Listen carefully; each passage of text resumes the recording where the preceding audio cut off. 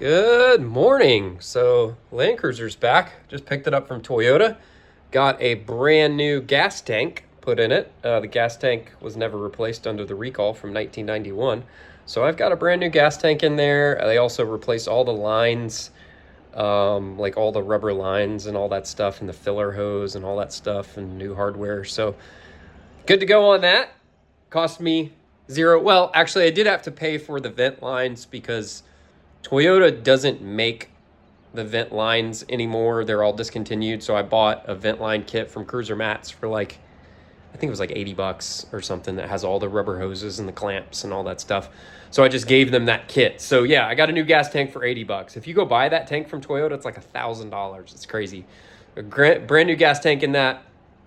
Driving it home, that clutch is almost done. I was getting on the highway and I shifted into fourth and I started accelerating, and about a few seconds later, the clutch slipped in fourth gear, which means that clutch is almost done, which is no bueno. I'm going to have to replace the clutch in that thing. I was hoping it would hold on, but good news is the new clutch came yesterday. So got an Aisin clutch here with a new throwout bearing and new pilot bearing, Koyo pilot bearing, and pull this off. And the pressure plate is in here, and there should be throwout bearing in the bottom here somewhere. So let's see.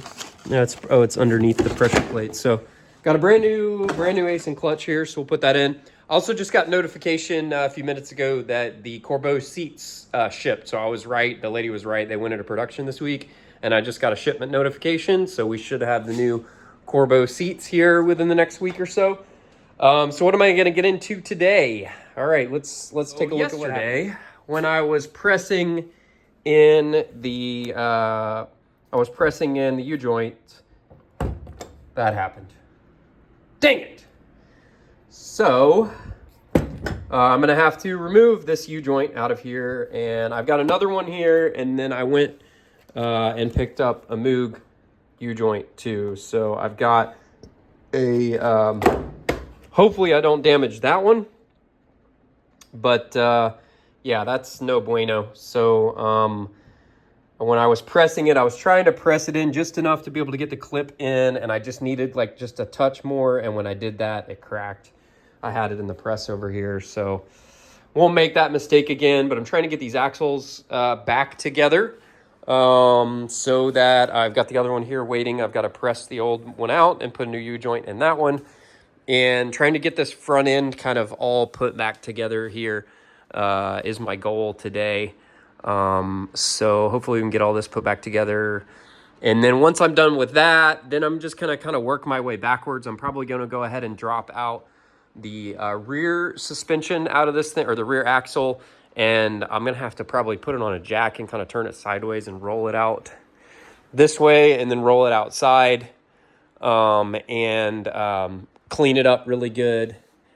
Do the same thing I did the front axle. We'll degrease it really, really good. We'll power wash it. We'll wire wheel everything. I do need to pull the cover off the back one because the cover is leaking.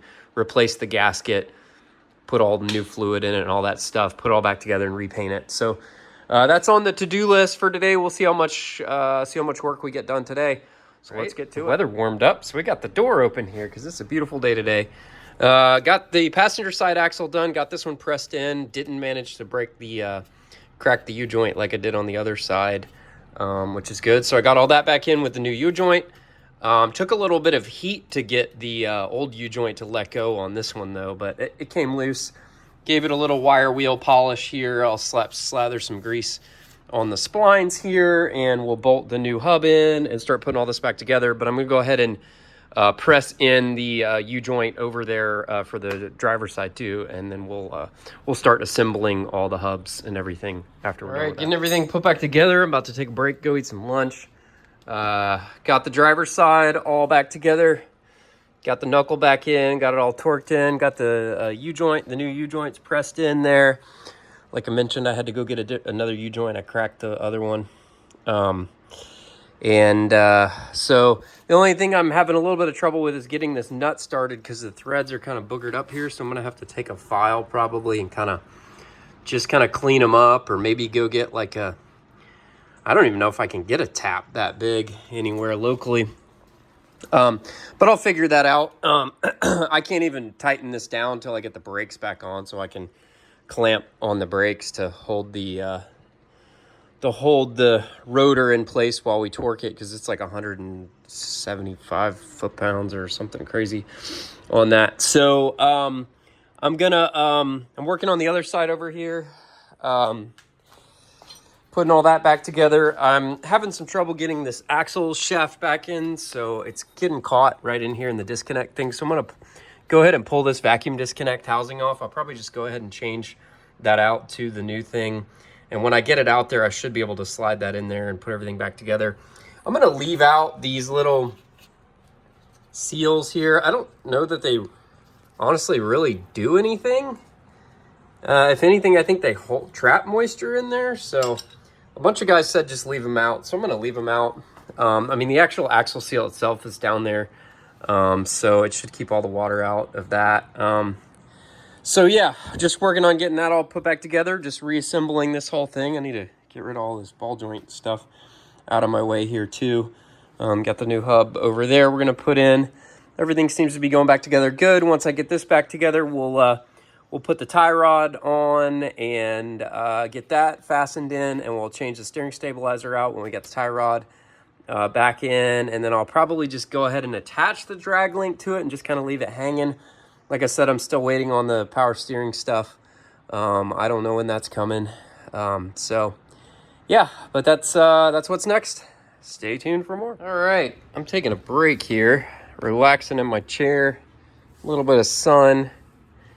My 40-year-old back and knees are not enjoying this bent overness. I need a lift, but down here in my shop, I don't really have the ceiling heights for a lift. Kind of background story. I was originally going to build when we built this house a few years ago, I was going to build a detached garage. We had some money set aside to do that. And this shop down here was going to be my woodworking shop. And I put a garage door here so I could load and unload stuff.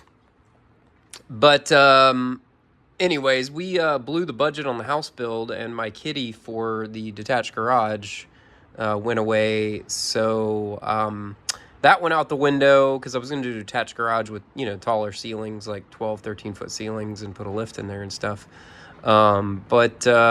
Anyways, I've got 9-foot ceilings in here.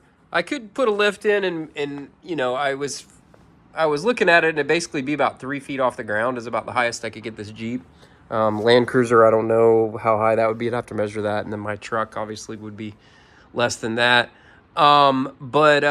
Anyways, taking a break, and look at that. So I got the steering stabilizer on there, got the tie rod on there, got the new tie rod end on here. I don't have any of those like tightened up yet. I was putting a coat of paint on that little clamping deal right there.